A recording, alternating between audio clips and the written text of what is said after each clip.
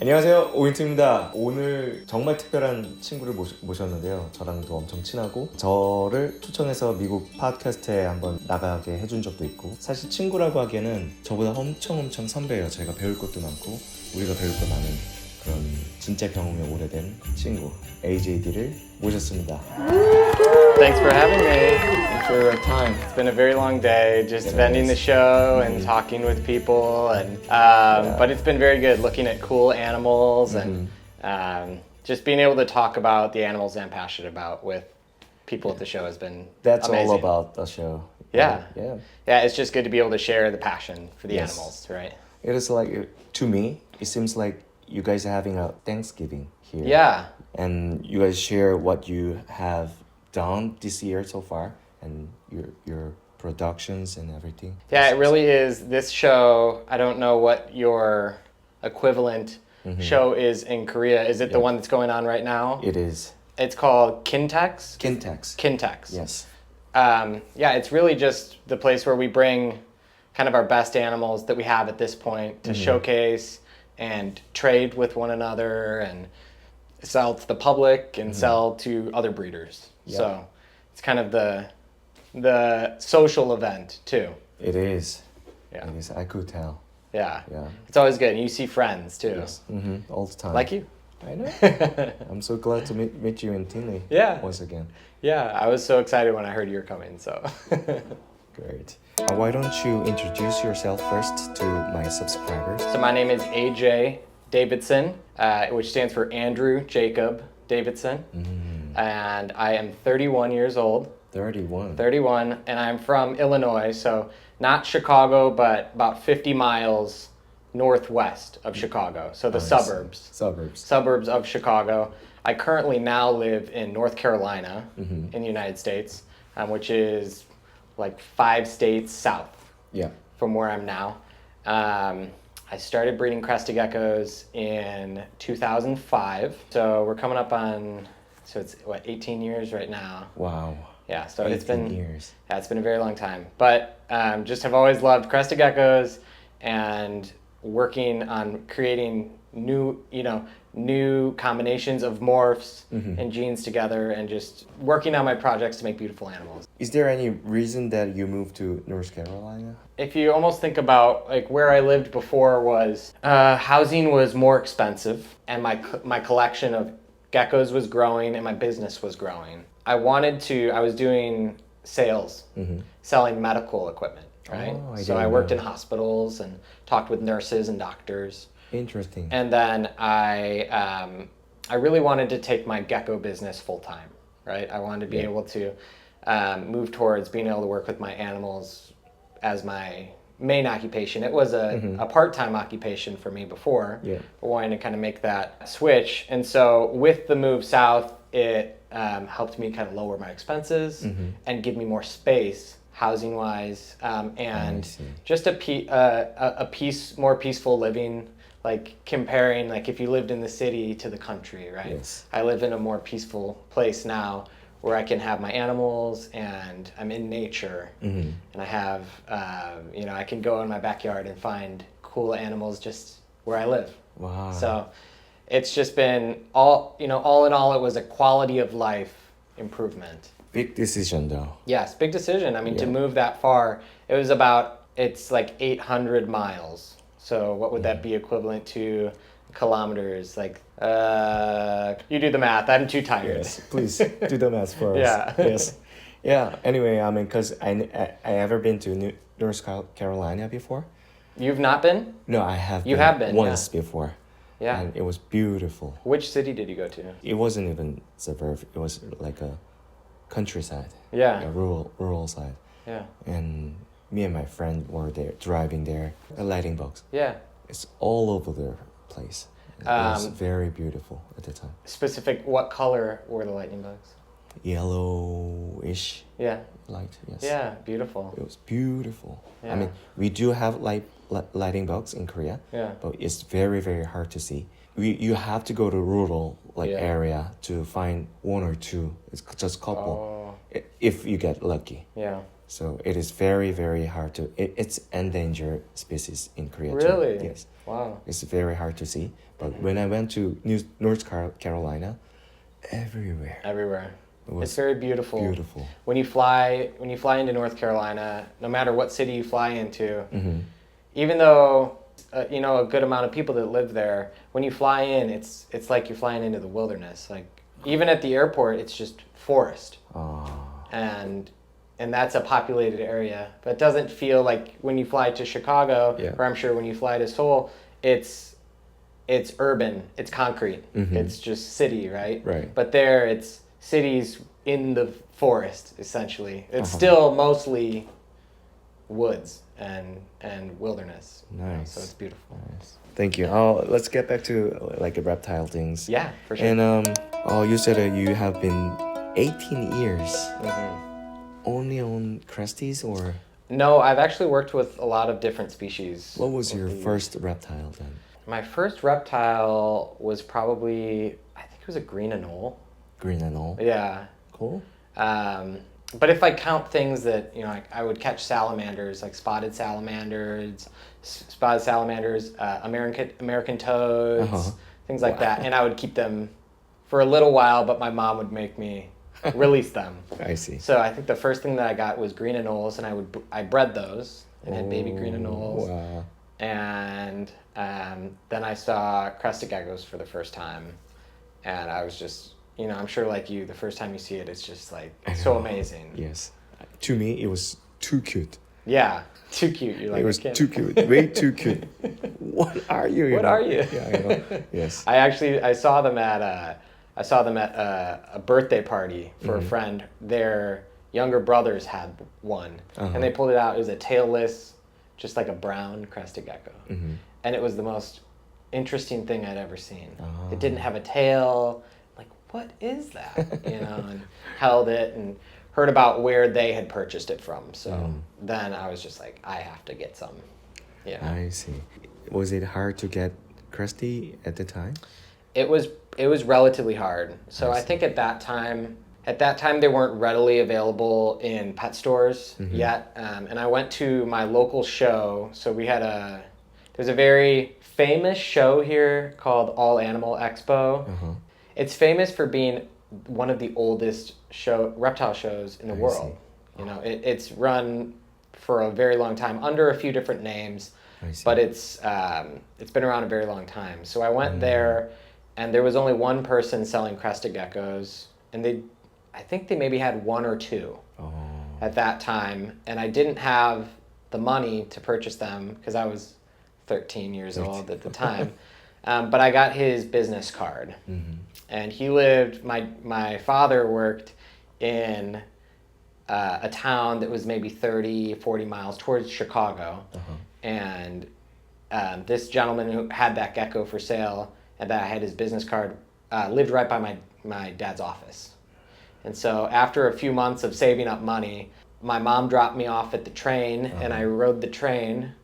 And then my dad took me to his house, and I bought my first geckos. Nice. There. Do you still have the gecko, or? I don't have any of those direct geckos, I see. but I do have descendants of them for sure. They still, some of the yellow animals, some of the harlequin animals still have representations. But at this point, I'm 7, 8, 9 generations from. 9 generation. Yeah. From some of those, like some of the Harlequin projects and things. If you think about every 2 years, you know, new animals. So. Wow. Yeah. I was amazed by how many generations you have been stacked up. Yeah. Yeah. And it's very cool. I mean, with how new the hobby is in Korea, I mean, still what, 10 years? Less than 10 years. I mean, the first crest gecko is about 10 or 12 years ago. Okay. But the community, The popularity. is about like 8 years. You're starting to see where you could look at a gecko and say, I can tell this was produced by this breeder. Yeah. Because they have a look. Because they're now on 2nd or 3rd generation, and they've refined Right. to their eye. Right? Do you start to see that now? Yes, where I do. maybe you know, a couple years ago it might have looked more like America, or it looked more like Europe. But now it's probably starting to take on some of your own Yes. characteristics. Yes. Mine had three generations so far. Yeah. So And now when you look at them, do you feel like you could, you know, if you put your gecko next to a friend's gecko, you'd be like, I can see how I've landed where this one looks this way and yours looks this way. Yes. We have different tastes and what we like is different. because what I amazed by what you're saying right now is you have different eyes than we do right now. Yeah. I think now it's almost the things that I'm focusing on are, you know, there's always the basics in my mind, which is head structure, large heads, body structure. So like the composition of the animal. If you think about like them not being too lanky or too short, their face not being too long, too short, their eyes being not too protruding or too, you know, Yes. like those little details now are very important to me. So I'm thinking now about that in addition to color and genes stacked together, morphs stacked together. Like that is what is going to take quality to the next level. It's not just how many genes does it have, but does it also have good head structure, good body structure, look appealing, just regardless of what color it is. Does it look good, you know, from that standpoint? And is it healthy? Wow. So Yes. all of those things take into account for things I'm focusing on now. Because normally, including me, we just look at the color and patterns and combination of the morphs, and then the structure of lateral or dorsal, those kind of things. But you see more details, the size of eyes maybe, or size of the head structure. I kind of get that when I started, you know, like short nose, and big head. That's good quality. Yeah. But I never thought about the balance. Yeah, that's a good way to put it. Yes. The balance of each Yes. aspect of the animal. Uh-huh. Yeah, when you look at a dog, they judge it based on, you know, even how they stand, Right. right? So, not saying that I think that, you know, we should manipulate the animals to an, you know, obviously not an unnatural state, but what is, when you look at a gecko that you think really looks strong, Yep. you look at it and you say that gecko looks healthy. It looks strong, it looks healthy. Then what are those characteristics that you can reinforce in further generations is something that I'm very passionate about. Wow. That's why I come here all the way here to learn the new things from you, like Yeah. all the generation of breeders, so that I can learn more deeply. You know what I mean? I mean, because depth of our culture is not too deep yet. To me, it seems like too shallow right now. Yeah. Can I ask you a question? Yes, please. Do you think much about things like soft scale or things that are maybe very minor traits that do small things, like the soft scale gene with its ability to slightly change how light refracts off of the animal and the color of the animal? Is that important yet in Korea, or is that still not kind of reached? It has been reached out to Korea, but there are certain population who cares and who doesn't Okay. right now. Yeah, that's the same way here. I see. Yeah. Yeah. Because like I told you yesterday, everything comes very fast and goes very fast in Korean culture. So even though like soft scale or blue eyes and something like new type of traits coming on the internet, people really look into it and search on it and learn it right away. Yeah, it's our good things, but we don't go deeper than that. Okay. Yes. Yeah, it sounds like it's similar. I mean, it's not, you know, it's not the overwhelming population that cares about all the small details. Yes. But some people really do, and they're very passionate about. They really want to make the most beautiful animal they can, and they will use all the little ingredients to do it. So yeah, there's no right or wrong to do it, but Right, but I different approaches, right? yes, Yeah. but I really respect that aspect. How big is your collection now? I mean, how many cresties do you have? So breeder animals, I'm probably in the like 200 200 breeders. crested geckos, maybe 250. I haven't gotten it recently. Right. But yeah, I think I'm on pace to produce between like 12 to 1,400 offspring this year. Yeah. So I would say I'm probably in the upper middle of Yeah. production, probably towards the top of a small business, but not like a large business like some of the other breeders in the United States.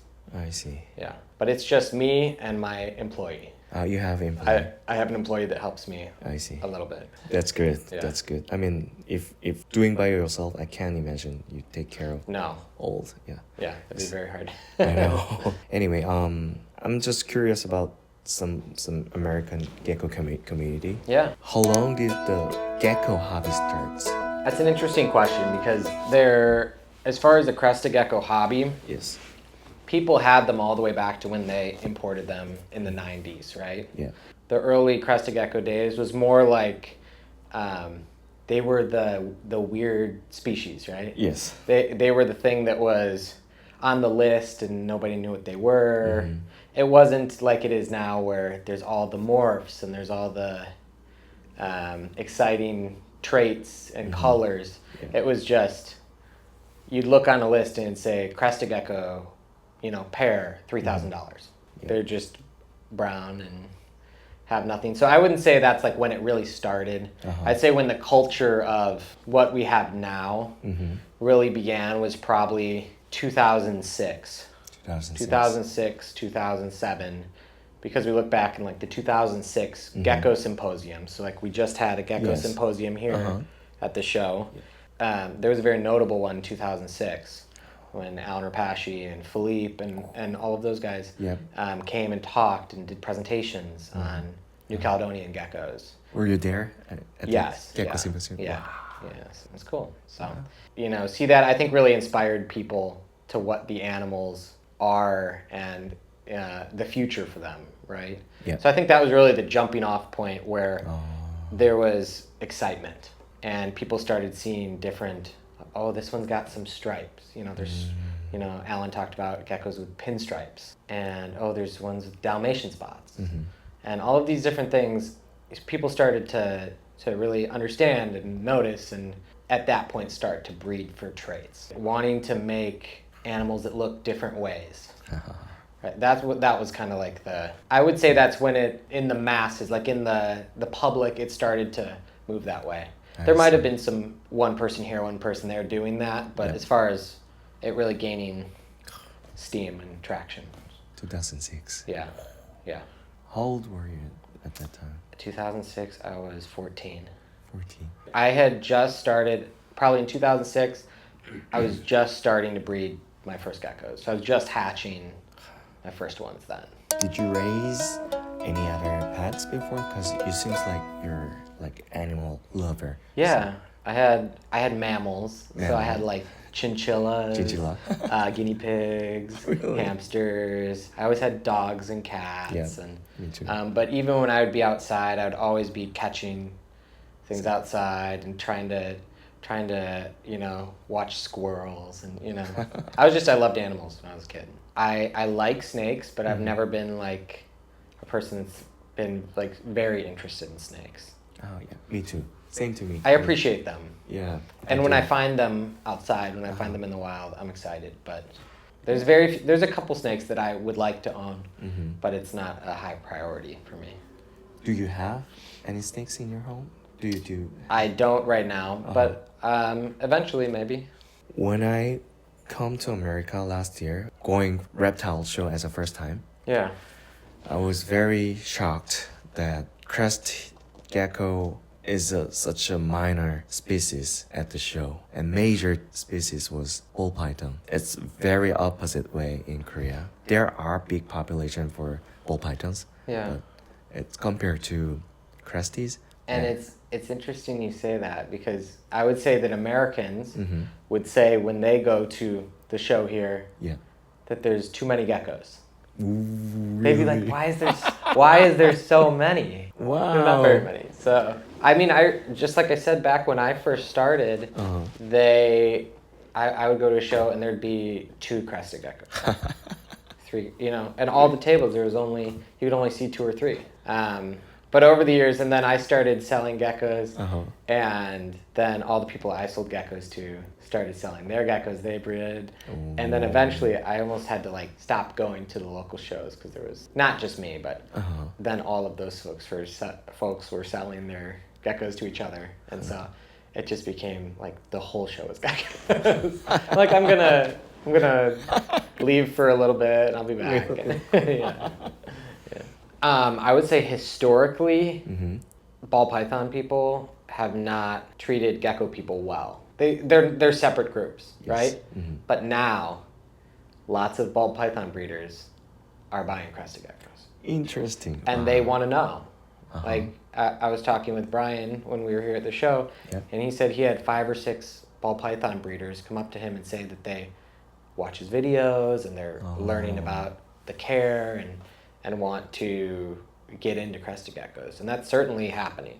You know, we see things like there's multiple ball python breeders right now buying crested geckos. Interesting. Yes. So I think they see now that the genes and the traits are being understood, like ball pythons are, Right. that this is another thing that maybe they could work on, you know, from a gene trait perspective, where they can do the same thing they're doing with ball pythons, as far as just trying to paint that picture or paint that animal with the picture they have in their mind of combining these different traits. Yes. Just like ball pythons. Yeah.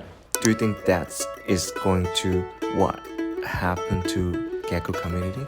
I mean, combining all different morphs together, and I think that there is going to be kind of almost like a split, where there's going to be people that treat it like ball pythons, where they're how many genes can you put in one gecko? Can it be axanthic, sable, chocho, cappuccino, lily white, all in one animal? And then there's going to be these people that care more about lineage and kind of the slow progress of working on maybe little details.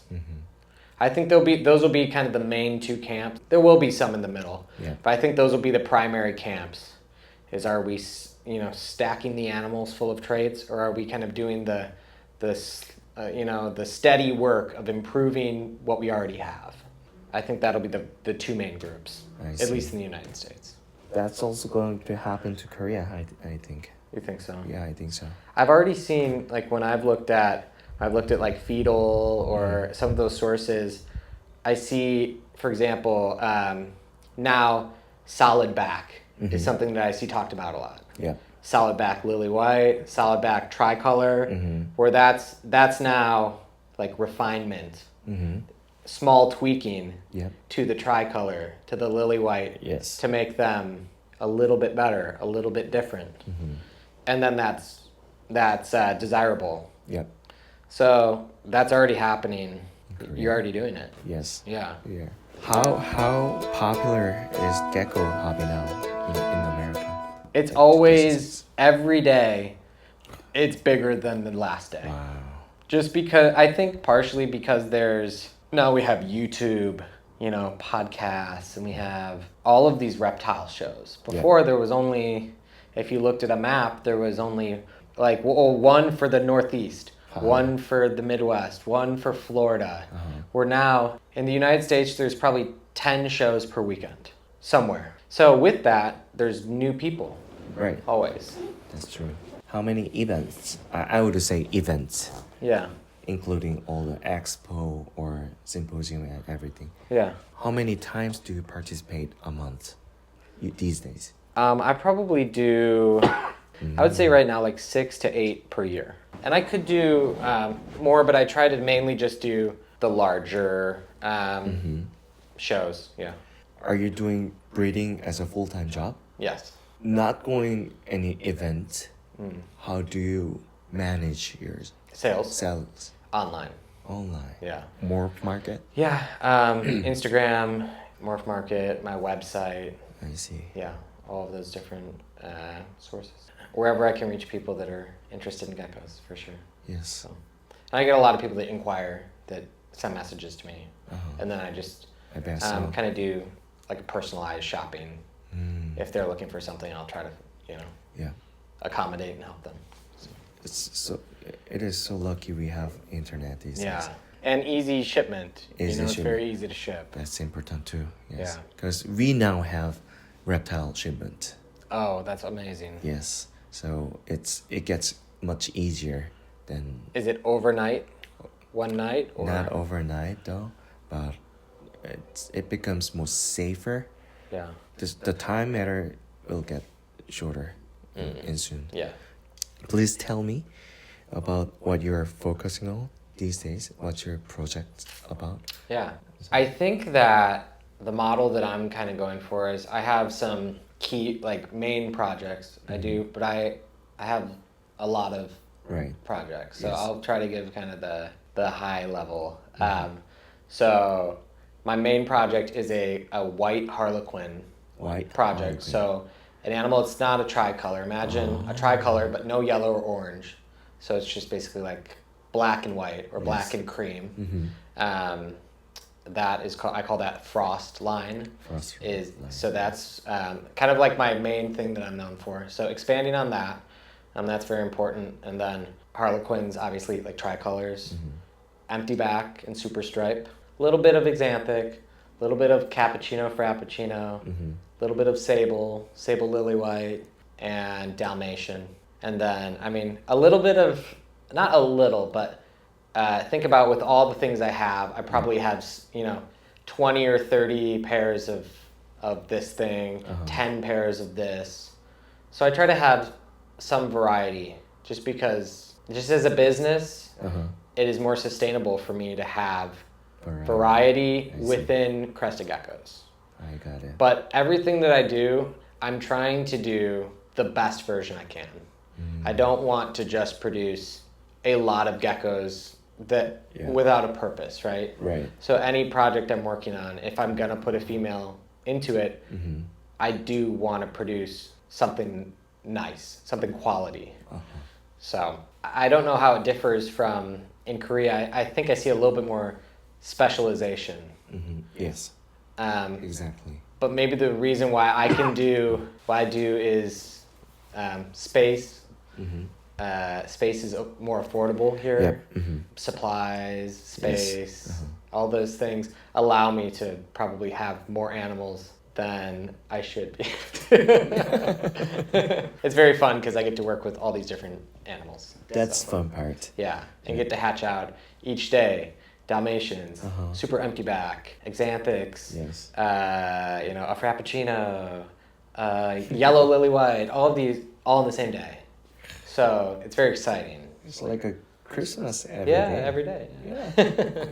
I used to enjoy like my Christmas days, but I stopped breeding so far this year because I really want to have right direction on my project. Yeah. So you're just kind of working on figuring out Yes. what that is going to look like for you. Right.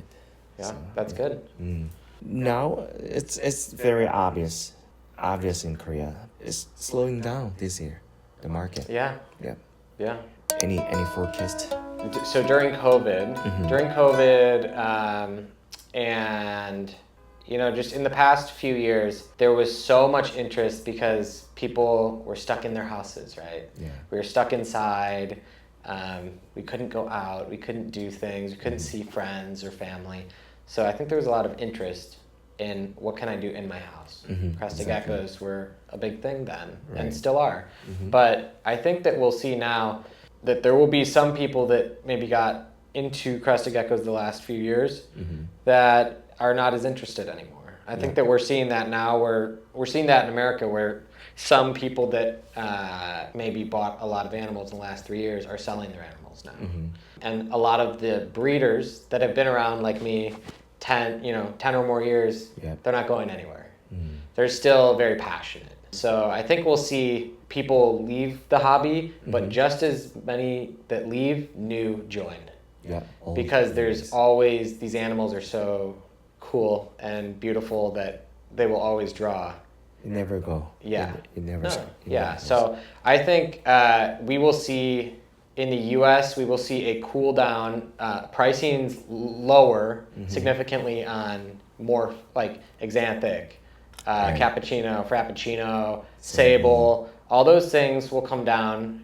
I think there was a culture of kind of a get rich quick mentality where, oh well, if I spend $10,000, I will make Yep. $10,000 on every gecko I make, right? Mhm. And I think once that mindset shifts a little bit, the prices will fall until that mindset shifts, and then I think they'll stabilize I see. up a little bit.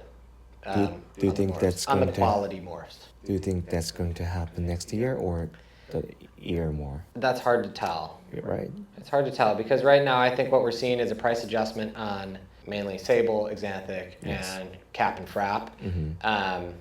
But next year that might be, all the new traits that are coming out now. I know. What will, like last year a sable was $25,000. This year a chocho is that, Mhm. or a pixel, or the hypo, or whatever it is. Yes. And what will that be 12 months from now? That will be the thing we're talking about. Yep. How cheap those things are. Like, oh, did you see you can buy this for this price? So I think there will constantly be, and that's how it is in ball pythons. Like, for example, like a banana ball python. Yeah. You know banana Yes. ball pythons? Mhm. I think the first ones that sold were like $250,000, I know. right? But now they're $50. Right. But there's other things that are new that are still expensive. And maybe banana plays a part in a beautiful snake that has a lot of genes. Mm-hmm. So it's not like anything will ever disappear or not be important, but it won't just, an Xanthic will not always be $10,000 or $1,000. Mm-hmm. It will have to be a very good example of an Xanthic, or an Xanthic that has these other traits in it that will demand that price step up. I see. So I think we're moving away from just, does it have the trait? Mm-hmm. Is it an Xanthic? Is it a cap? Then it's this price. I think we're moving more towards, it's got to be a good example of that, which you're seeing. Like I watch your market a little bit, and I see Xanthics that are very, very, very good examples. Mm-hmm. Very good examples of lily white Xanthics that are still expensive. They are. And then there is poor examples of Xanthics that are very cheap, Mm-hmm. but they're still Xanthics. Right. Same thing. Yeah. But that's quality that makes the price difference. Yes. I think we'll see more of that. That's, I think, where things are heading, which will hopefully encourage good breeding practices, That's where true. people focus on quality and maybe not as many numbers of, Right. focus more on the highest quality and not just the biggest numbers, if that makes sense. Yeah. Personally, that helps me a lot Yeah. to have better understanding of what's going on and I what will think go that's on. what goes on here. I mean, I see. I think we even saw that at the show where there was some cappuccinos that were $100, $150, but there was ones that sold cappuccinos that were $1,000, $1,500. They're both a cappuccino, but one someone views as more valuable for their project or for the animals they want to create. Yeah. So they're willing to pay 10 times the cost for, in their eyes, the right one. And I'm like that too. If I'm gonna buy it and breed, especially a male, Mm-hmm. you're gonna breed it to multiple females, it has to be a good example. Don't you think we need a standard point defining the beauty of it? Because it's very personal. It is. I think, yes, I do think there needs to be a standard, but I think there would be a lot of people that would be upset when you make the standard. That's true. And who's making the standard then? I mean, there's talks, like Tiki's is trying to do it here in the United States. Kind of starting the process of that, making basically like a competition where animals are judged, kind of like the AKC with dogs, Yes. where there's standards that they're judged by. But then the question becomes, what is good, what is bad? Right. And how do you decide that? That's true. And so that's going to be an interesting development where it's who decides that? How is that decided? Like a big thing that is talked about here in the States is are Dalmatian spots on a patterned gecko bad? That is a hot topic here. Interesting. I got that question from the girl, one of my party here today. Yeah. Her name is Heji. Heji asked me, do you call Dalmatians which has patterns on it? I mean, like Harlequin had got a lot of dots on it. Do you call it Dalmatian or poor quality of gecko? Oh, like a poor quality Harlequin. Yeah. And I would What say, did you think? I said no. It's not Dalmatian in my standard point. Mm. I don't know. I don't have 100% perspective on that. But to me, Dalmatian has like pale or patternless A phantom animal. phantom animal. So a with- blank canvas for the spots to sit on. That's what I'm thinking of Yeah. as a Dalmatian. That's what I think too. Oh yeah. So I typically will not breed geckos that are not patternless, that have Dalmatian spots. Me too. And a lot of people think they're beautiful. So when we were talking about what is the standard, Yeah. when we asked people here and did like polls and asked questions, Yeah. lots of people love them. They think they're beautiful. Yeah. So I have one perspective Mm-hmm. and others have a different perspective. That's true. Sounds like you prefer your pattern geckos without spots. Yeah. That's how I am. But people like all different things. Right. Like I mean, I have a lot of cappuccino with lots of dots on it. I would say like that's a Dalmatian cappuccino. Yeah. People loves it. Oh, that's cool. Yeah, but I consider them as a low quality cappuccino though. It depends on how and who sees what and when. Yeah. You know what I mean? Yeah. And yeah, I think I'm taking too long. I really want to ask you any advice for Korean breeders. It could be hard for you, but Yeah. he's a veteran, a 18-year-old experience, like focusing on Cresties only. So we have to listen what he said. No I mean, pressure. At no least, pressure, right? at least you got to listen once. I mean, you don't Yeah. have to put in your mind, but Yeah. please, any advice to Korean breeders? Yeah, I would say I'd say that it's very important to be patient. And you had talked to me about the culture of Korea. 빨리, do it fast. Do it fast. Yes. Do it fast. Yeah. There is good in that, right? There is good in that. Yes. But I think that if you want to be in the hobby a long time, sometimes you have to do it slow. Sometimes. And so you have to make those decisions on what gecko you're going to breed or not breed, which one you're going to hold back or not hold back. I think those important decisions, prioritizing quality over quantity, so how nice of geckos you make versus how many geckos you make, will lead you to not burn out and feel sad or depressed when you have too many geckos and can't sell them, or it's just so much work to take care of the number of geckos you have. Right. I think the slower approach is a more sustainable, because eventually you will have a lot of animals that are very beautiful, but you will save yourself a lot of headache getting there. You just have to be patient. Patient. Yeah. Thank you. Yeah. That's my advice. Thank you very much. Yeah. Thank you for having me. I mean that applies me a lot. Yes. Yeah. Patience. It's good for me too. Yeah. I'm saying it to myself as well. Yeah, please say anything to my subscribers for any last words. Yeah. Yeah? I just want to thank you guys. I have a lot of respect for June. It has been a great honor to meet him and call him a friend.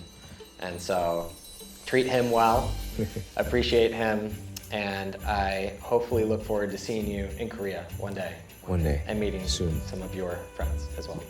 Thank you. Thank you. 오늘 이렇게 AJD 많이 아셨을 거예요. AJD라고 많이 들어보셨을 거고 이미 아시는 분도 굉장히 많을 텐데 오늘 제가 어렵게 초청해갖고 시간 좀 내달라고 해서 박람회가 내일도 또 있거든요. 그 박람회 끝나자마자 제 지금 호텔에 와서 이거 카메라 세팅도 제대로 못한 채 시작하게 되는데 오늘 영상이 아무튼 재밌게 봤으면 좋겠고 또 귀한 영상으로 남을 것 같아요. 이렇게 했던 촬영이 없었으니까. 그래서 제가 앞으로 이런 기회들을 많이 만들 거고 지금 마지막에 얘기한 것처럼 한국에도 언젠가 초청하고 싶고 우리나라의 개코 문화들을 좀 접하게 하고 싶고 그런 교류를 만들고 싶거든요.